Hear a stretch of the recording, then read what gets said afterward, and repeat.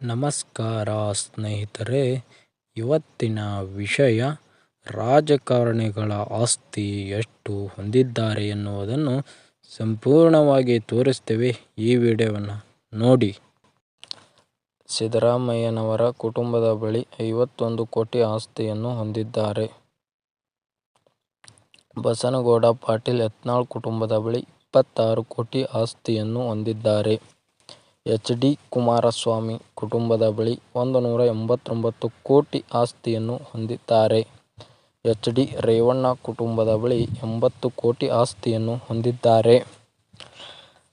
ಲಕ್ಷ್ಮೀ ಹೆಬ್ಬಾಳ್ಕರ್ ಕುಟುಂಬದ ಬಳಿ 13 ಕೋಟಿ ಆಸ್ತಿಯನ್ನು ಹೊಂದಿದ್ದಾರೆ.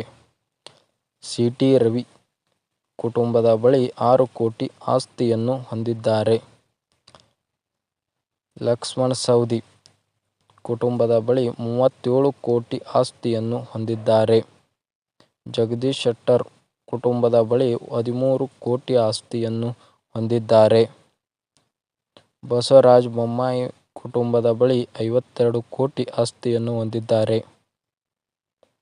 ಡಿ. ಕೆ. ಶಿವಕುಮಾರ್ ಕುಟುಂಬದ ಬಳಿ 1143 ಕೋಟಿ ಆಸ್ತಿಯನ್ನು ಹೊಂದಿದ್ದಾರೆ.